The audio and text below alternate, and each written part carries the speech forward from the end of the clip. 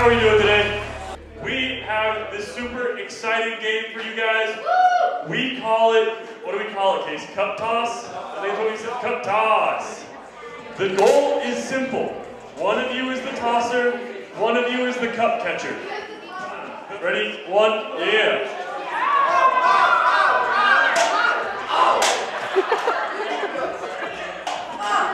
Oh, can someone...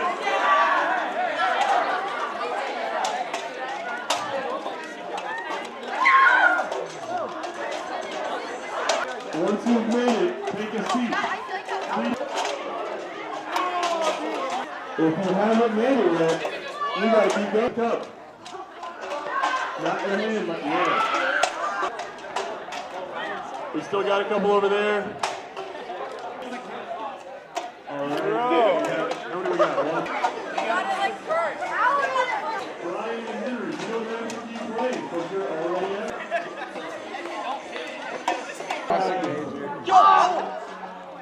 Oh, Ryan.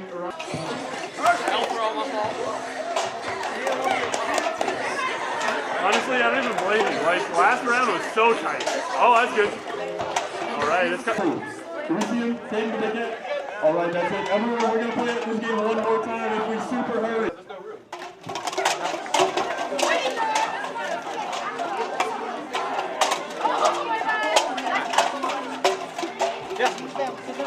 Yes, you got it. Good job, dude.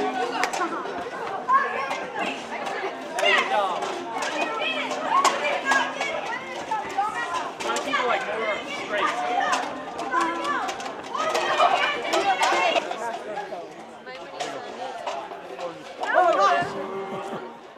Number one, if we can have the winners stand up and join me at the stage, we're doing the classic photo op.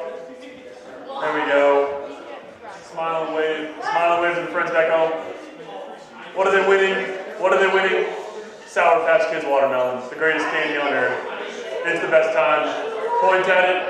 Yeah, point. There we go. Camera's right over there. Point and smile, guys.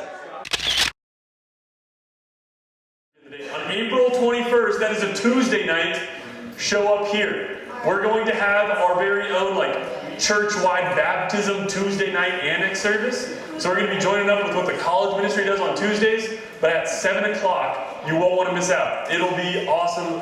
Bring your parents, bring your family. It is a night that you won't want to miss. It's going to be great.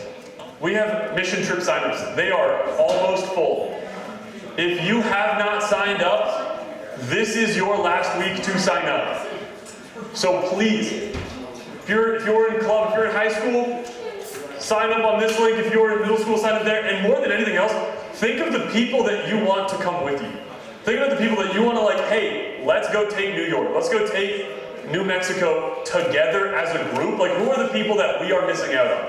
Do you have a friend in school that's man, that guy, I would have so much fun with. Man, if I could have my best friend there with me, send them the link. Get them involved in this, okay? Talk to your parents. Make it happen.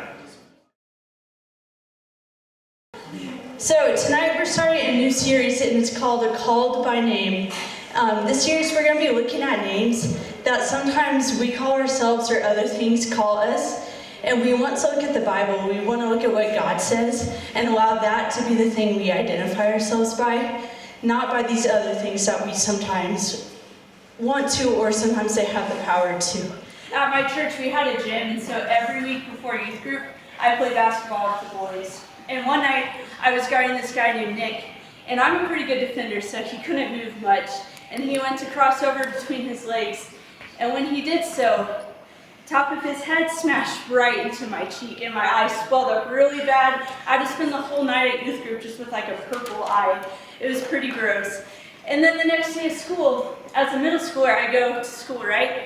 And my social studies teacher, out of everyone's oh, you're K-Dog, and Logan has a photo for you guys. I got named K-Dog because of the target dog. It wasn't because of man, Kasey's stuff. It's Kasey had a big old bullseye on her eye. And so I got the name K-Dog for that. So it's a pretty good name. People still call me K-Dog, it's a good name, right? But I know there are some names sometimes that we don't like, right? People say some mean nicknames, things that hurt us, or things we're insecure about. We also probably give ourselves our own nicknames, right? Things that, like, when I feel low, I'm like, well, I'm stupid or I'm dumb. I can give myself those names.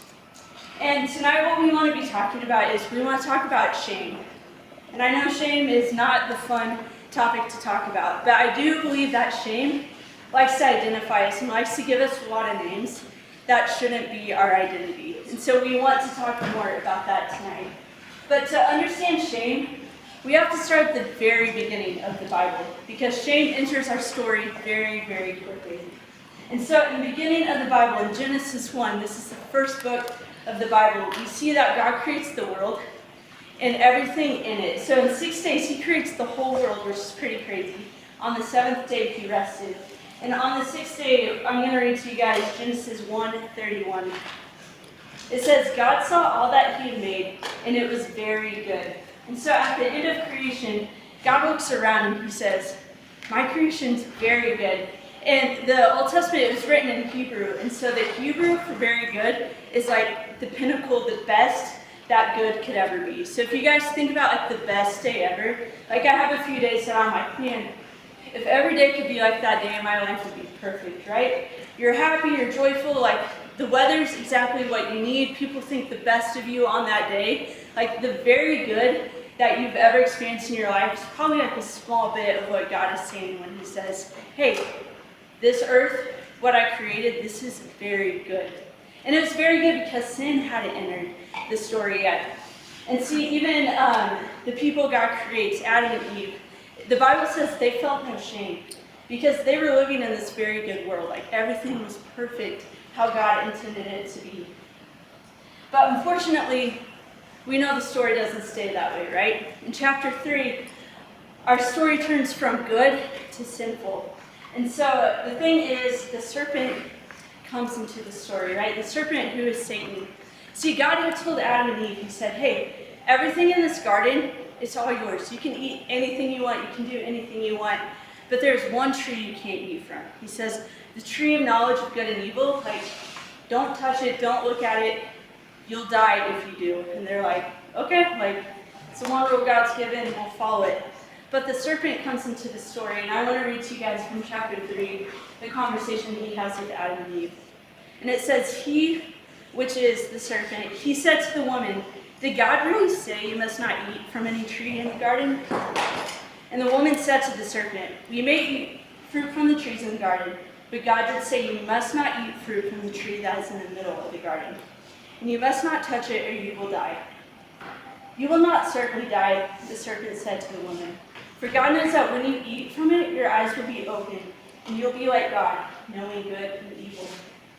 And so right away, the serpent kind of twists the story, right? He says, God said you'll die. You really won't die. Like, actually, you'll get to know more than like what he's telling you that you can have right now. And so Eve hears this, and she says, this sounds pretty good. Like, I think I'm going to eat from the tree. And so Eve takes the fruit, and she eats it. And it says Adam's right next to her. And Adam doesn't tell her, like, hey, Eve, this probably is a bad idea. Like, let's not do it, right? It says Adam took and ate just as Eve did. And when they did this, their eyes were open. And so think about this. Before this, they only knew good. They didn't know evil. But when they ate the fruit, they knew what evil was. They knew what shame was. And it says they hid from God because God was walking through the garden. And I have to imagine that before this, God probably walked through the garden before. And Adam and Eve probably welcomed him in because this was their good creator. They had a great relationship with him. But when they sinned, when God said, hey, you're going to die, it doesn't mean that they would just drop dead when they ate the fruit.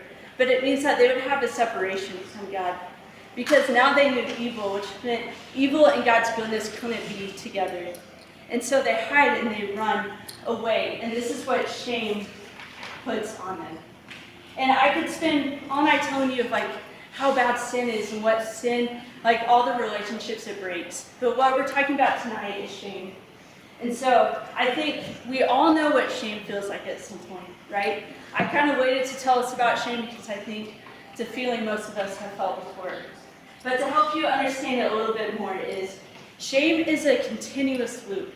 It tells you all the bad things you've ever done. And it tells you, hey, your sin, the things you've hurt, the ways people have hurt you, that's all you'll ever be. It tells you that's your identity. If you're sinful, it'll say, hey, you're a sinful person. They'll say, you're the worst person ever, and everyone thinks that same thing of you.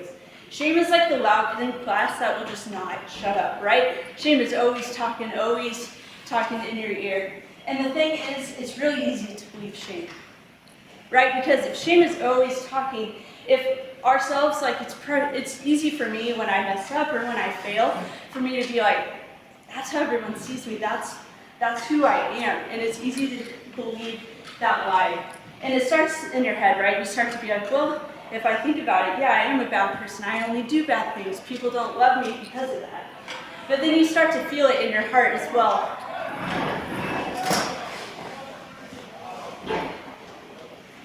Here we go, we're good. All right, you start to feel in your heart as well, like you start to feel that people do not like you at all.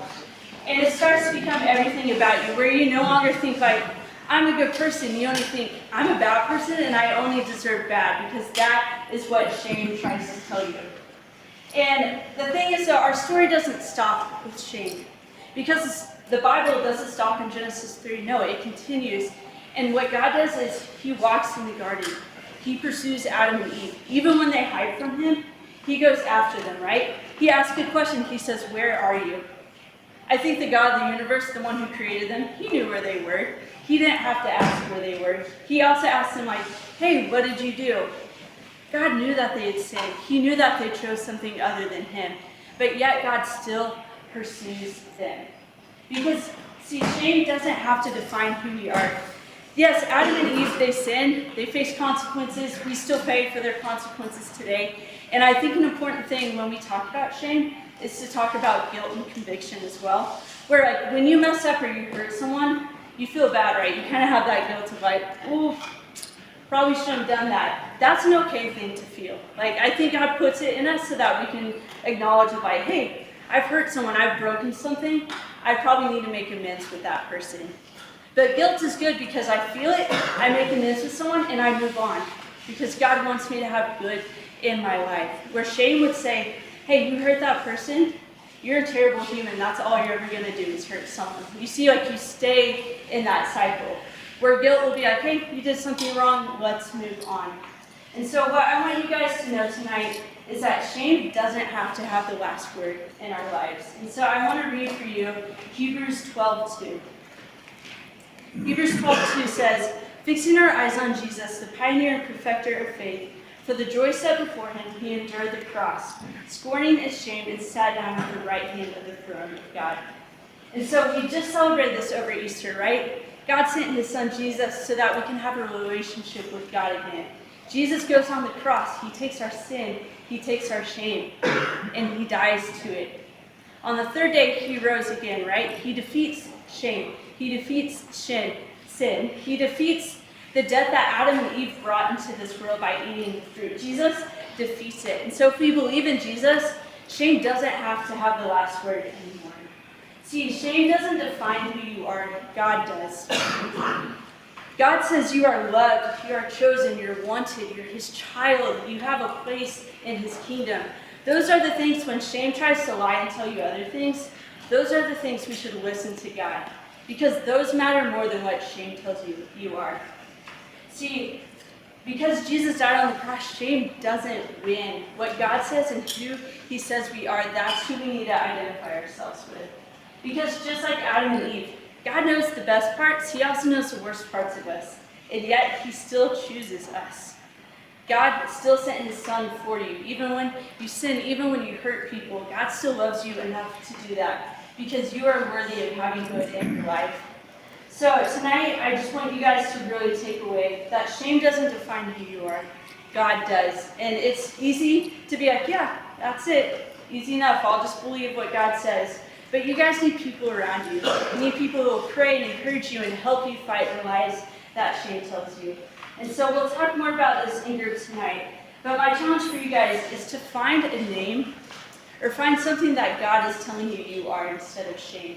And hold on to that. So when shame starts to lie and starts to tell you that, hey, you're a terrible person, this is all you'll ever be, that you can say, God told me this, and even though it's hard, that's what I'm going to choose to believe. And I have people around me who will help me believe that. So.